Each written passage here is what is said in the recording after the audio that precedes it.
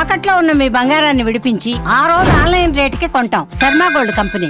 మహారాష్ట్ర రాజకీయ ధృవతార అలుపెరగని నాయకుడు డిప్యూటీ సీఎం అజిత్ పవార్ విమాన ప్రమాదంలో అకాల మరణం చెందటం యావత్ దేశాన్ని దిగ్భ్రాంతికి గురిచేసింది. బారామతి గడ్డపైనే ఆయన తుది శ్వాస విడవడంతో ఆ ప్రాంతం కన్నీరు మున్నీరవుతోంది.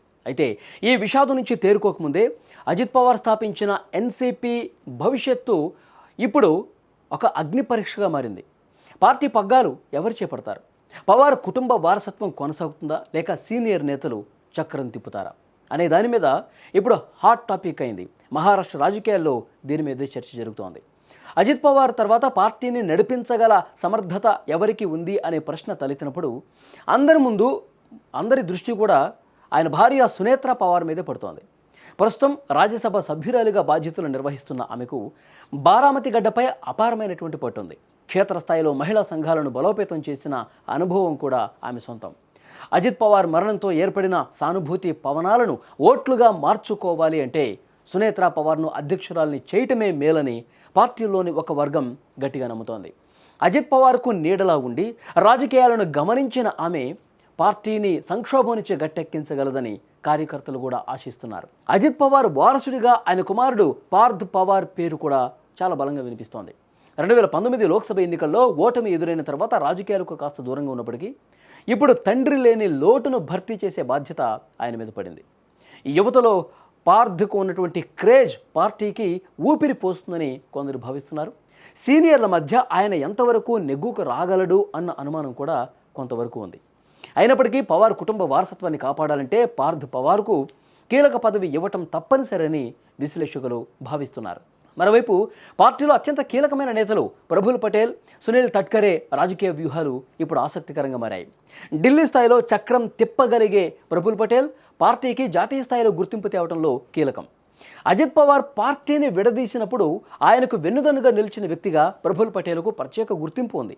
అదేవిధంగా మహారాష్ట్ర యూనిట్ అధ్యక్షుడిగా ఉన్న సునీల్ తట్కరేకు జిల్లా స్థాయి కార్యకర్తలతో నేరుగా సంబంధాలున్నాయి.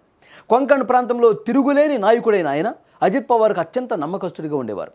పార్టీని ఏకతాటి మీదకి తేవటంలో వీళ్ళిద్దరి పాత్ర కూడా చాలా కీలకం కానుంది. ఇక పార్టీలోని సామాజిక సమీకరణలు ఒకసారి చూస్తే సీనియర్ నేత ఛగన్ భుజ్బల్ పాత్రను తక్కువగా అంచనా వేయలేం.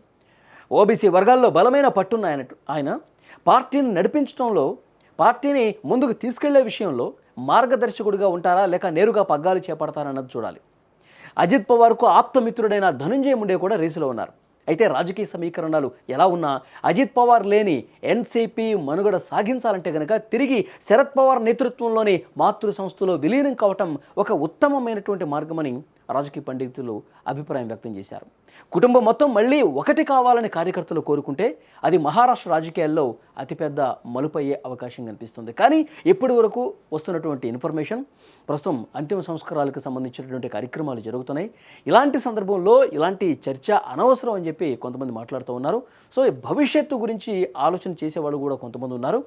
ఇప్పుడు అజిత్ పవార్ భార్యకే పగ్గాలు ఇస్తే గనక సెంటిమెంట్ వర్కౌట్ అవుతుంది. మహిళ కాబట్టి బారామతి నియోజకవర్గంలో అక్కడ ఉన్నటువంటి ప్రజలతో మంచి అనుబంధం ఉంది కాబట్టి ఇది పార్టీకి కొంత మైలేజ్ తీసుకొచ్చే అవకాశం ఉంది. సానుకూల ఫలితాలు, సానుభూతి కూడా యాడ్ కావడంతో అది ఇంకా వర్కౌట్ అయ్యే అవకాశం ఉందని చెప్పి చెప్తా ఉన్నారు. ఇంకొక ముఖ్యమైనటువంటి విషయం, కుటుంబం మొత్తం కలిసి ఉంటే గనక డెఫినెట్గా అది మహారాష్ట్ర రాజకీయాల్లో డెఫినెట్గా ఎన్సీపీకి టర్నింగ్ పాయింట్గా చెప్తున్నారు. ఎందుకంటే బాబాయ్ చెంతకే వెళ్ళాడు గతంలో మున్సిపల్ ఎన్నికలు జరిగినప్పుడు.